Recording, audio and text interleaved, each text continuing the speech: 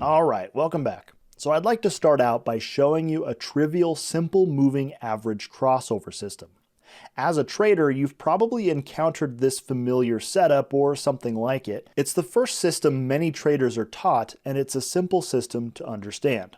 A moving average crossover system uses a fast moving average with a relatively short period and a slow moving average with a longer period. The general idea is that the fast moving average will stay on one side of the slower moving average when there are small fluctuations in the market, until a strong enough trend brings the fast line definitively to one side of the slow line. We want to capture the moment it crosses sides and ride the current trend. Therefore, there are only two signal rules. Go long when the fast crosses above the slow, and vice versa. Okay, we're back to our chart. Let's bring BloodHound up. Now, if you recall from the previous video, we added a bar direction solver, mostly just as a simple example and a test, but let's get rid of that for now. So we'll press the X on there to delete that from the board. And to clean things up a little further, let's click on the bar direction that was left over. I'll get into what this left panel of solvers is, but for right now, I'm just going to click the bar direction and delete it. Okay, so we're all cleared out. Now, to detect a crossover condition between two indicators, it's actually pretty simple. Under the solvers menu up here, we actually have a crossover solver. So we'll click that to add it to the chart. Let's drag it away, give it a little breathing room. Now, the crossover solver has two input settings, input A and input B. These are going to be the two moving average lines that we're going to select. Now, input A is usually the faster moving of the two lines. So in this case, we have a SMA 10 and an SMA 30. So the faster moving line is the SMA 10. To select that, we'll go to the indicator for input A and click on the ellipses button, this little three dots here. We'll click on that, and that brings up the selector window. Now, normally you would go and select the SMA. I can even type SMA here and it'll show up here. You double click it, but it's already on here by default. The SMA 14 is the default. So instead, I'll just click on it down here, and we'll set the period. It's very important that you get the settings on this top right area, the parameter settings. You want to make sure these match whatever you have on the chart. BloodHound can't read your indicators, so you have to make sure that this matches what's on the chart. And if you change one, make sure to change the other to avoid confusion. Okay, so we've set that to 10. The SMA is simple. It has a single plot line, so we don't need to do anything here. But normally you would select the plot that you are looking for and click OK. Now for input B, we're going to do the exact same thing for the slower line, the SMA 30. Now again, SMA is already on here, so I'll just select it and change it to a 30. Click OK. And by default, that's good. We can just connect it and see how it does. Okay. So as you can see, as the faster moving line crosses below the other one, we get a short signal and a long signal when it crosses up. Very nice. All right, so we've captured the bar in which the indicators cross. But remember, I said that we also want to try to chase the trend if at all possible. So to do that, we're going to need to filter out a few of these signals, because not every crossover point is made equally. Some of the crossovers occur when there isn't quite as strong of a trend as we'd like. So one way to look at the strength of the trend is using the ADX indicator. The ADX indicator is a non-directional indicator. That is, it does not give any clue as to which way a direction is going, only the strength of that trend. When the ADX is above 25, it is said that the market is trending strongly in one direction. Okay, so I've added the ADX to the chart, and as you can see, we've already got a signal we can filter. So first of all, this crossover right here, this short signal, occurred when the ADX was above 25. If I bring up my little data box here, it says it's 25.76. So that signal we're going to keep, but this one over here, this long signal, is well below an ADX of 25. It's actually 13. So that one we plan to filter out.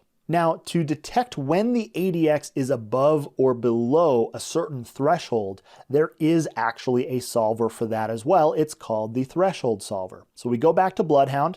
And by the way, if you lose the window or you closed it, just click on this button again. Okay. We'll go to the solvers menu again and see there is a threshold solver. Very convenient. So we'll click on that, drag it away. Now, to help us stay focused, let's disconnect the crossover solver. It's always a good idea to work on one thing at a time. Now, the threshold solver, all we got to do is select the ADX. So we'll go in to the selector window and choose the ADX. Double click that so it shows up down here, and make sure the period matches what's on the chart. I set it to default, so it's the default 14 period. And same thing, it only has one plot, so we're good there. We can just click OK. Now, by default, the threshold solver will only put out long signals because it's looking for a threshold of 0. To change that, we can go into the output settings. So we'll click on that button there. Now, like I said, by default, it's looking for if the ADX is greater than 0, give a long output. That's a 1, meaning a full output, 100%. You can have partial outputs as well in BloodHound, but that's for a future video. And then normally it will give you a short output when the ADX is below 0. But what we actually want to do is change both of these to 25 and see how that affects things. Let's just click Apply now. Okay, so we're getting there. We're getting long signals whenever the ADX is above 25. And then short whenever it's below. And you can tell the output, if you take a look at the output there, it says long confidence 1, short confidence 0, and same thing on these, short is 1 and long is 0. So these are very distinct outputs from each other. But let's take a step back and remember what our goal is. We're trying to only allow crossover signals whenever the ADX is above 25. What we actually want is to have signals only when the ADX is above 25. And so to do this filtering, we actually want to create what we call filter signals. Let's go ahead and create them, and then I'll kind of explain what's going on and it'll become more clear. So to create a filter signal, we actually want the same output for both long and short. So I'm going to change this so that both of them are looking for the same condition. If the ADX is greater than 25, give a long output, and if it's greater than 25, give a short output. You're going to do the same thing for both outputs. If I click Apply, you can see the signals changed and match what we're looking for, the range of what we're looking for, right? So anytime the ADX is above 25, we're getting both a long and a short on the same bar at the same time. This will be very useful right now. So let's click OK and go back. Now all we need to do is add an AND node. So let's disconnect the threshold.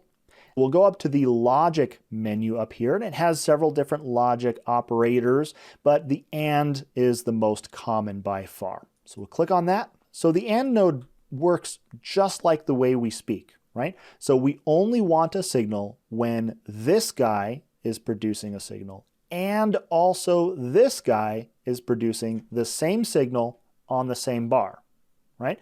Because it's looking on each bar, is this guy giving us a short signal and this guy is giving us a short signal, then we get a short signal. Same thing with long on that bar. That's where the filter signals came in. We're saying, okay, this bar has a long and a short, but when we combine it with the crossover solver, which only has a short, then it will only allow the short to come through.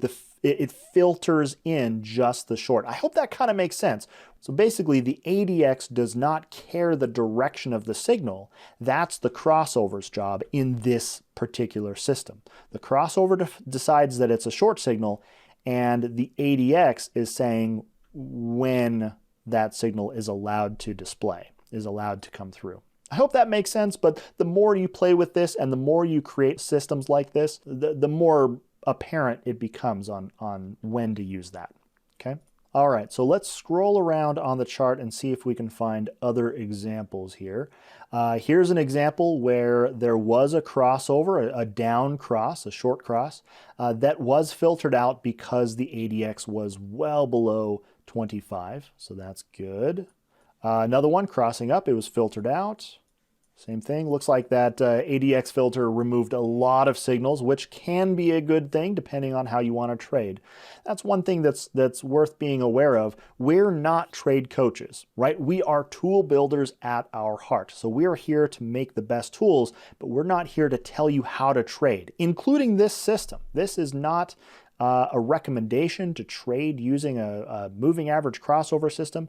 We just took a simple system from the real world that many people would be familiar with just to get you started. So I just want to let you know that we're not here to give trading advice. Okay. So here's a short signal well above ADX 25. Here's one where the ADX was very close to 25. And so you can imagine, let's say you decide, you know what, I don't want it when it's quite that close.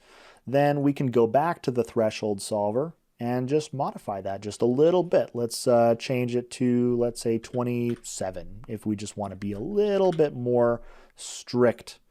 And that will filter out that example, but keep the one that is way above 25. Okay. Oh, got rid of our first signal as well. Okay, so we don't have very many signals anymore, which like I said, can be a good thing depending on what you want. All right, so we've covered a very basic moving average crossover system with an ADX trend filter. Now, before we move on to the next video, which is all about multiple time frames, adding a higher time frame to the system to expand on the idea of looking at the broader trend, I just want to show you one thing that will help with navigation. So you might have noticed me panning the board like this or zooming in and out.